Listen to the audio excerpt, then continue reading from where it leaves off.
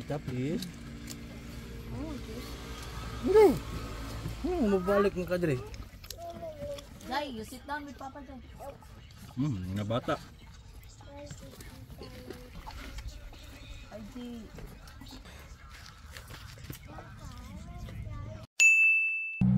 Eto na naman mga kalabas. Isang napakalaking rumpi mga kalabas or barracuda sa English. Gusto nyo ba ng ibang klaseng luto? Tara samahan nyo ako magluto.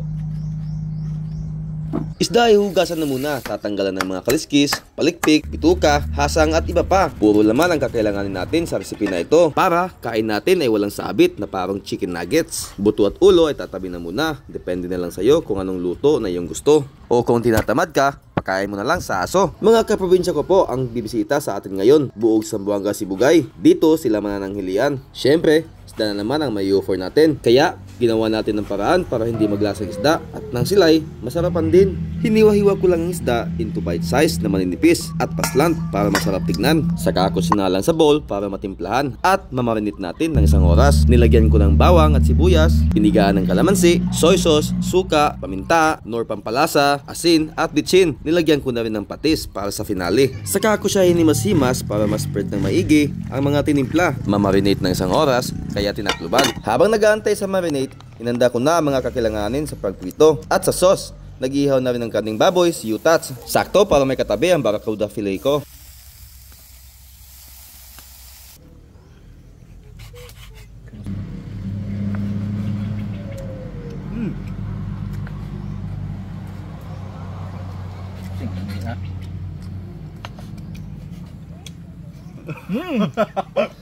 Pang breading ay ready na. Mas maganda pampadagdag lasa dahil nilagyan ko ng seasoning at paminta ang harina at tumutulong din to para hindi tatalsik at hindi magkadikit-dikit o di kaya didikit sa kawali. Kawali ay pinainit ko na. Saka ako nilagyan ng mantika at nang mainit na, sinimulan ko na. Mabilis ang salang lang to para isda hindi masusunog. Hindi ka mababahalang isda hilaw dahil maninipis naman to.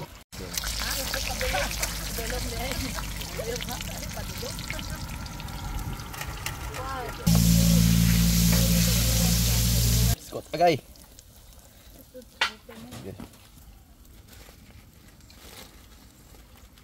Fish fillet ay ready na. Last touch, gagawa tayo ng sauce para masimulan na ang pamumukbang. Gutom na rin mga bisita natin at sila basero.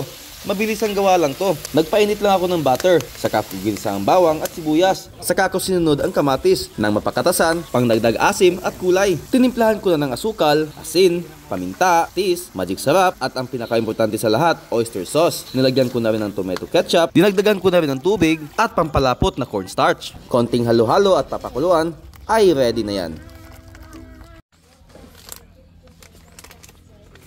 Eto na mga kalabas at ready na ang ating barracuda fillet. Mamaya na yan.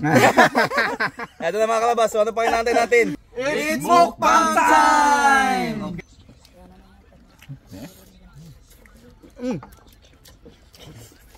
May inihaw din na, na pork mga kalabas. Dala ni Boss Jeriel.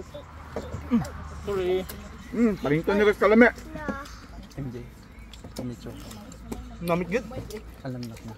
Ah, cheat day ha?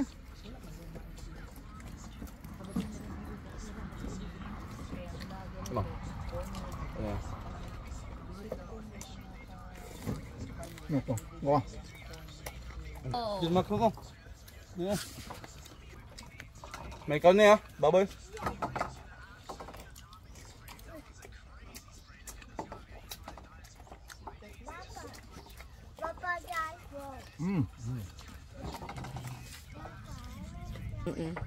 Masig ma-delete all no na.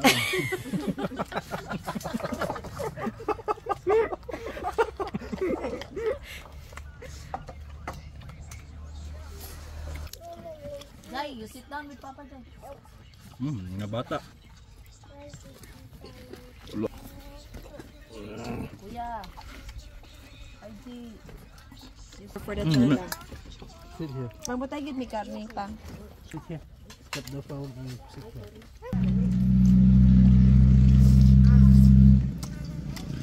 MJ ba?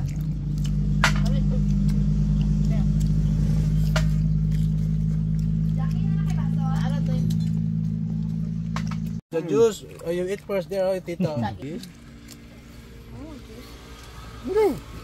Mabalik ng kadre.